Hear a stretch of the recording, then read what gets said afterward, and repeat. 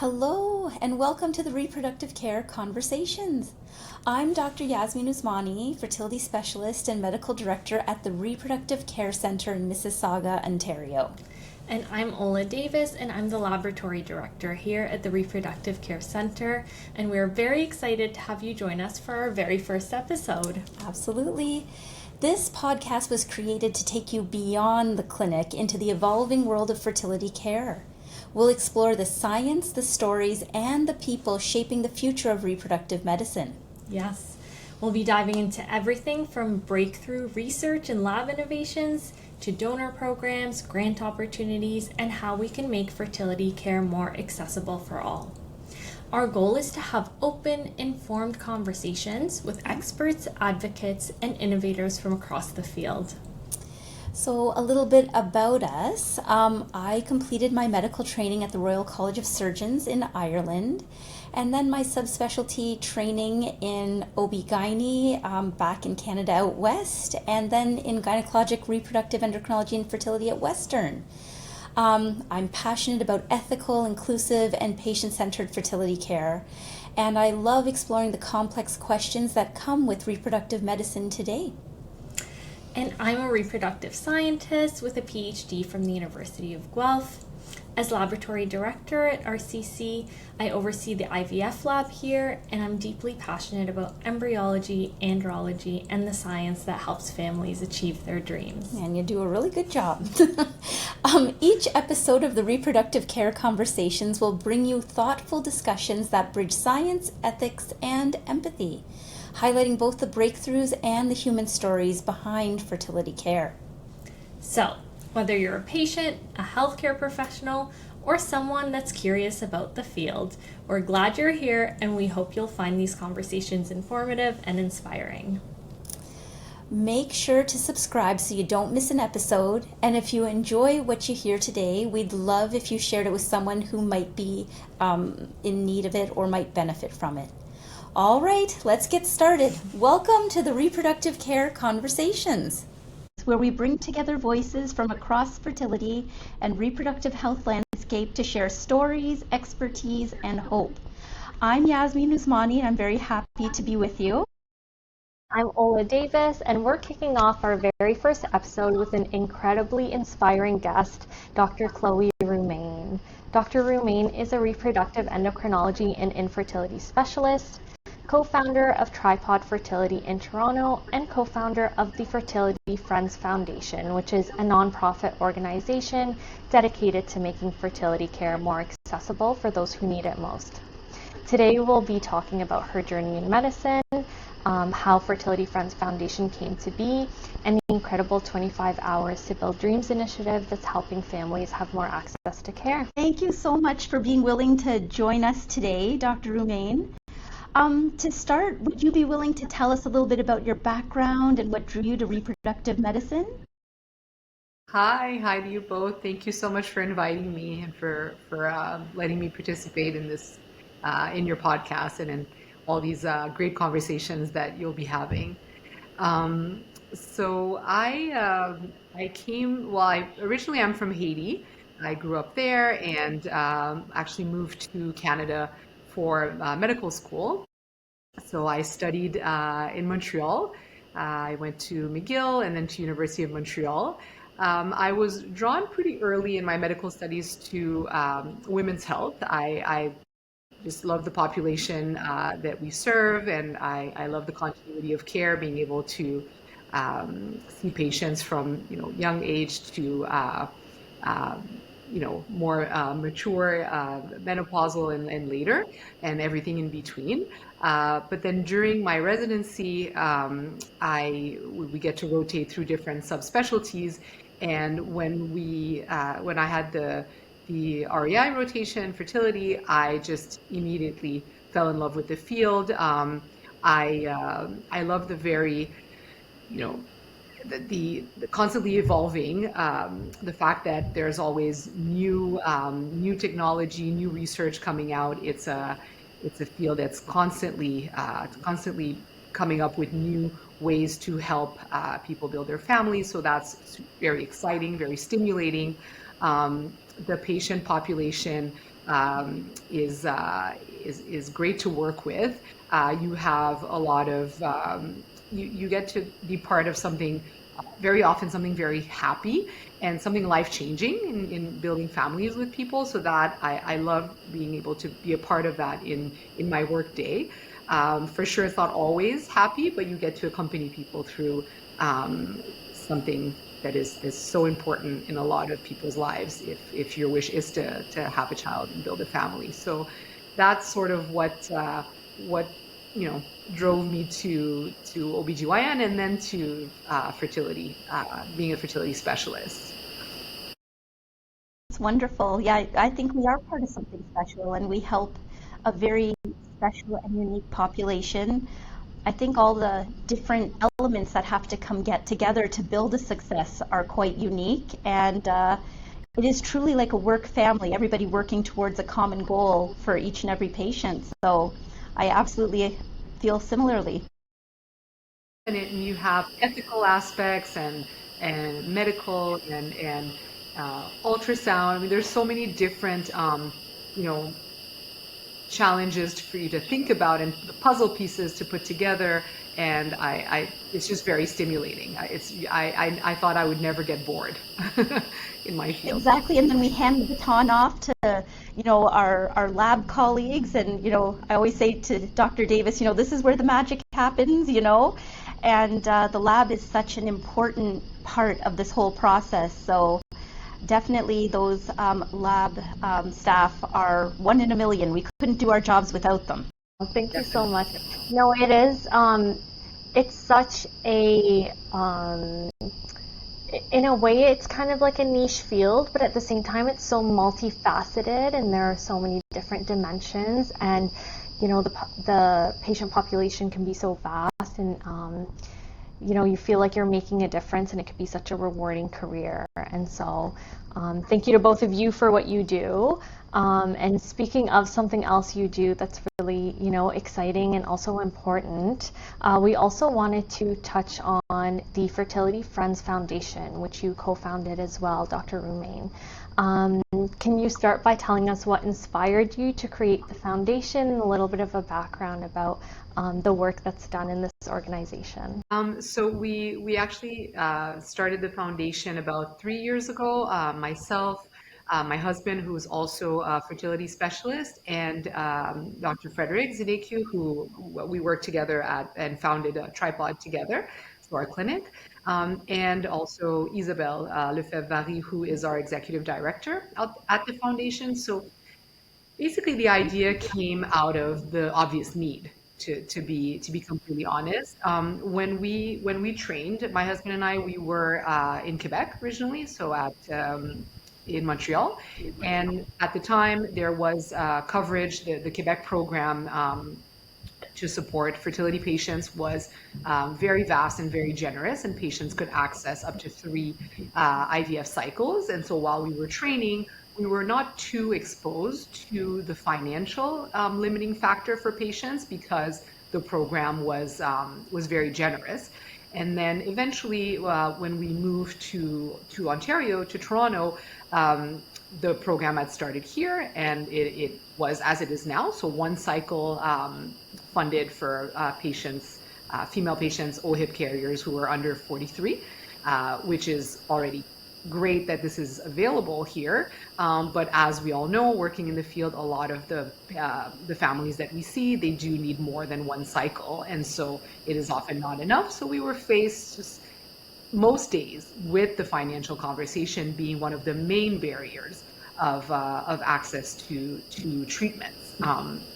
And so we sort of, the idea was born from the need, and we would always talk about it. But of course, Fred and I were fertility doctors, so we don't know how to start and run a foundation. And so Isabelle, fortunately, is a friend of ours that we met through our kids' school, and her background is in fundraising and charity work. And so we kept telling her, we're going to do this foundation together, and we kept talking about it. And then one day we jumped in and literally built it from the bottom up. And it's been incredible, the success and the growth that we've known, and and how it's been received really is the part that is truly inspiring, because I think that it's really brought the fertility scene together in Toronto, in Ontario in general, and now we're across Canada, so it's just only growing. But yeah, it was built out of just seeing patients struggle every day and thinking of a more organized, intelligent way to help them, and then eventually we developed the idea and grew it from there. It's really remarkable. And how many years has the foundation been established for, and how many grants have been given out over that time period? So we've been around a little over 3 years, and we've given over $350,000 in grant money. So Amazing. it's huge. We honestly didn't expect the impact to be this big. So we're very happy to watch it grow. We run the applications twice a year. We give, about 10 to 15 grants each time. So, and we try to grow it. It's really dependent on fundraising. So what we're really working on is different ways to fundraise and different alliances and partners to work with, um, because that's how these things grow. And so Isabel is usually the mastermind behind a lot of the ideas. But what has been one of the really heartwarming um, outcomes of the foundation is really how so many clinics have come together and have become partners and now are working with the foundation. So it's really a beautiful thing to see. I can echo seeing that growth because even from the year to year, the number of patients that are applying from just my practice, when the patients, Ola, they make their application, the physician then has to put their component application in as well. And the number was much larger this year than it had been in the past. So I think it speaks to the need that you've recognized and the number of people that are learning about this wonderful foundation and applying, and I think that's wonderful. Yes, absolutely, I agree. And so, just to clarify a little bit, the grant kind of you work with fertility clinics, and it's kind of like in a way like a holistic approach where it's not just money given. Like you help them find fertility care at a specific place. Is that how it works? No, so actually we're fertility clinic agnostic. So the patients are Okay. already followed at whichever clinic they're at, so that we don't have any we don't take any part of that. So they're actually applicants in our eyes, and they're patients of whichever clinic and whichever doctor. So anyone can apply from any clinic. Originally we were only in Ontario. Now we're serving all of Canada. So really you can apply from anywhere. And if a grant recipient is selected and is a patient of one of our partner clinics, then our impact is bigger, because the clinics that partner with the foundation actually agree to when a grant recipient is selected, they get Yes. $5,000 fixed amount from the foundation, but then the partner clinic agrees to cover the rest of the costs of the IVF cycle, minus a few, items that are not covered. It's similar to a funded cycle through the government. And so that impact is bigger. So that's why we're always looking for new clinics to become partners, because then for the patients, if they receive a grant, it makes a huge difference whether they're receiving 5,000 towards the payment of an IVF cycle versus almost having a whole cycle covered. But if somebody gets selected and they're not in a clinic that's a partner, they still get $5,000 towards their treatment, and that money is paid to the clinic. So it goes from the foundation to the clinic when the patient is ready to do their cycle. I see. And That's then you so were talking about wonderful. Yeah. the holistic.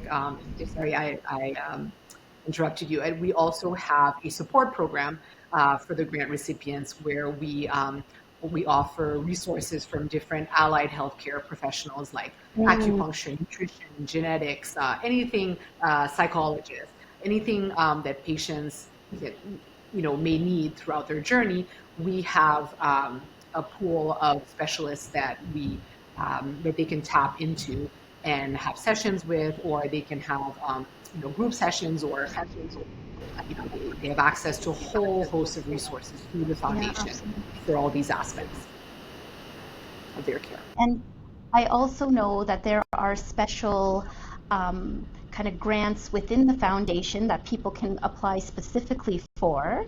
Are you able to give us a little bit of a rundown of the very specialized grants that people can apply to? Yes, so you're absolutely right. There are a few sort of, I guess, earmarked grants, you could say, because we want to be able to serve certain populations that are either underserved, underrepresented, or we've had partners that approached us that wanted to create a grant for a specific population.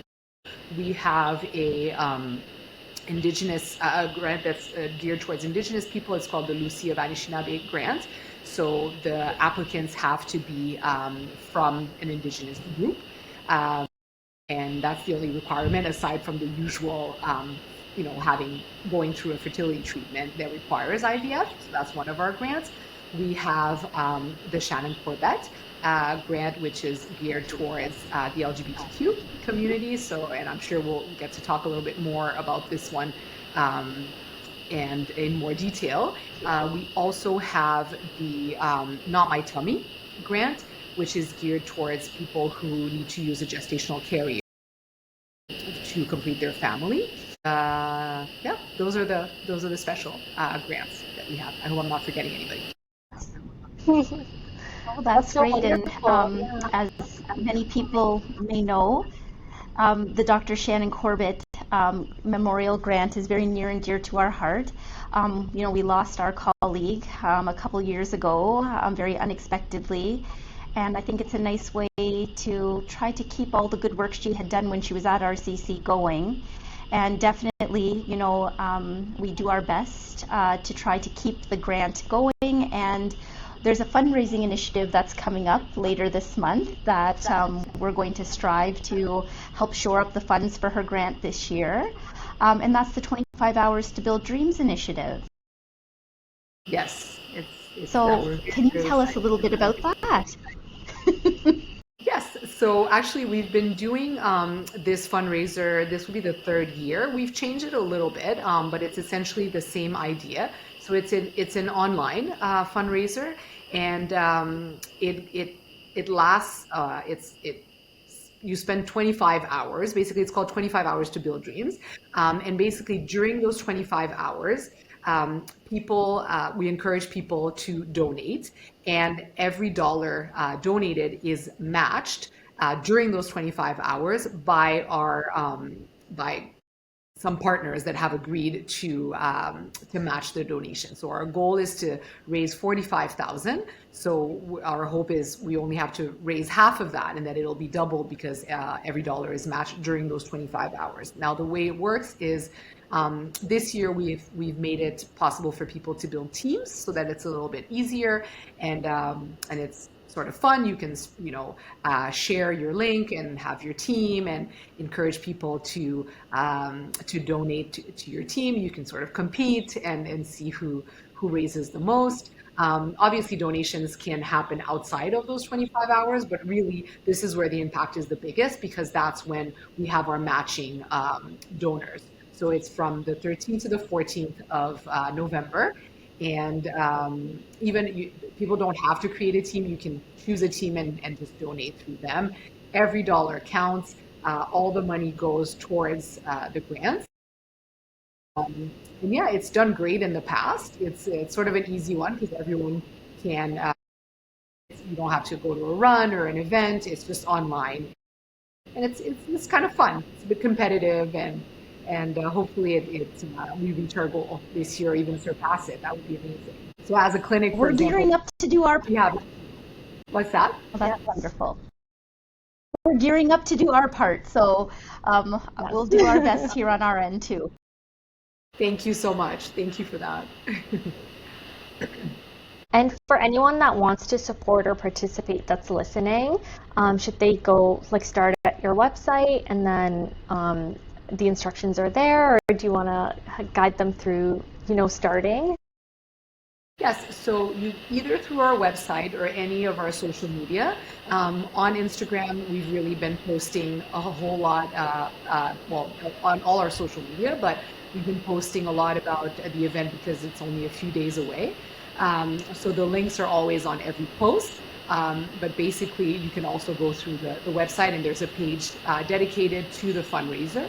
Um, and you can donate as an individual, or you can find a team that you know and donate through them or support their efforts. So, for example, RCC or Tripod, or if you have a patient or somebody, a family member, somebody that you know that's going through fertility treatment, they're struggling.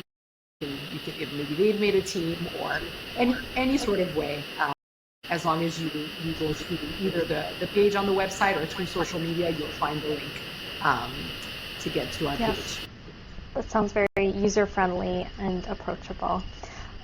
Thank you. Now, maybe we could just broaden the conversation a little bit. And I think you touched upon this a little bit, Dr. Roumain, but fertility care can feel at times isolating or overwhelming. And I might just give this question to both of you as fertility specialists. In your opinions, what can healthcare providers do to make patients feel a bit more supported? And I know that you're already doing, a fair bit with the foundation. I think that financial support, and I think that goes a long way. And I know the government has certain funding programs as well, but if there's anything you can speak on outside of that as well. I think that I'm sure Dr. Usmani will agree that in the short time that we have with patients, we often feel like there's so much to cover for their treatment and address their concerns. And you would love to do it all. And also there are also things that are beyond your scope. For example, when patients are struggling psychologically and financially. And so I think it's really important to know your resources. I think that know what's out there so that you can suggest things to patients. Obviously, most clinics have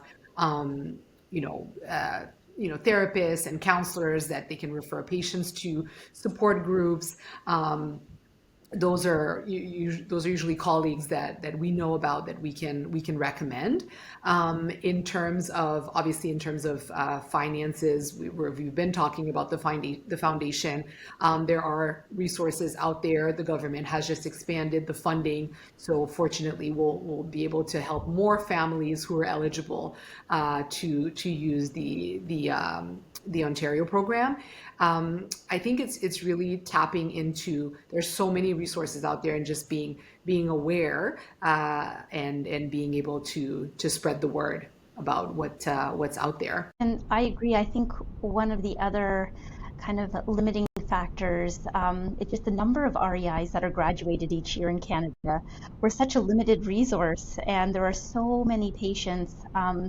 Fertility is definitely at the forefront of a lot of people's minds and health concerns, and it would be great if there were additional funding for training more REIs to help these patients in their journey. Wait times can be a little bit prohibitive, even though we're all working as much as humanly possible. There's always that guilt, like, oh, should I add on another patient or start my day earlier? But sometimes it's just not possible. So I think that if there was a way to help facilitate the training of more doctors, it would be a big help to everybody in our field. Yeah, totally. And then just to flip this question around, like another way, what do you think gives you hope about the future of reproductive care in Canada? And I can start with a different aspect of, I think, especially when you think about the lab and all of the advanced technology and all of the new things coming out, and success rates. Kind of, we see all of these increases with advanced technology of success rates, and so I think that's really hopeful too. And just the more knowledge we gain and the more advancements in assisted reproductive technologies, I think that's one exciting thing that I continue to look forward to. We're a small community, and what gives me hope is when I go to the conferences and I see the same people, and we're all still working, in tandem for the same goal. And then to see some of the initiatives like your initiatives, Dr. Roumain, just to try to keep accessibility at the forefront and patient care always at the top of mind, that gives me hope that we're all in this for the right reason and good things are still yet to come. Good things are happening. 100%. And I think the other thing I will add is that in terms of education and people's knowledge, I think that there's probably a bit to be done on the other end of things, because in schools or in university or when you're in that stage of life, there's a lot of education going into contraception and preventing pregnancy, and that we're very, very good at. But where women are, especially women, I'll say, I mean, I think maybe men are not that aware of what happens to their fertility, but it's more limiting for women. Yep. And I think that I would love to see more done on that side of things. It's improving, and people are a lot more aware. But I think that this is an area that could use some improvement, because if there's one thing we can't do, we can't turn back time, and our biggest obstacle is aging, is egg quality, egg number with time. And so if people are more aware earlier of when are the best times to conceive or see a specialist, I think that would help a lot in our success rates and in people just. Absolutely. I think you bring up a wonder, perhaps, Dr. Roumain, and I think, Dr. Usmani, I think we might be going to say the same thing, that perhaps we could do an episode on fertility preservation on the podcast and get into, the nitty-gritty of the topic. But I'll let you go. What were you going to say? On how we can perhaps lobby, private benefits providers to covering social aid freezing, education for young women in the prime of their careers who are not looking to press pause and have their babies and then try to restart a career some years later. There's definitely a need for that type of support, education, and funding. Yeah. Because cost is prohibitive at that time. Sure is. Yeah, absolutely. Well, we'll put that down for a future episode, Ola. I will. Okay, thank you so much, Dr. Roumain. If I could ask you one more question. I want to ask, what's next for you, and what's next for the Fertility Friends Foundation or Tripod, or whatever you see coming up next for you?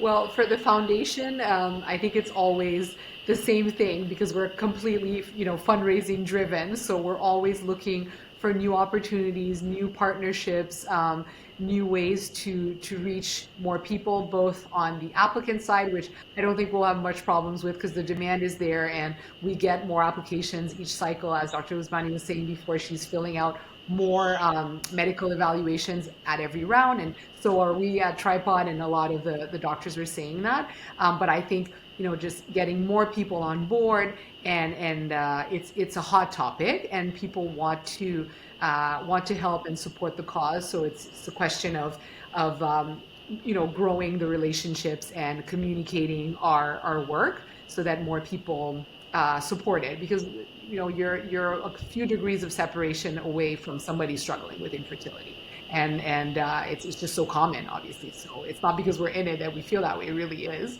and so it's just opportunities to grow and reach more people and fundraise more so that we can give more grants.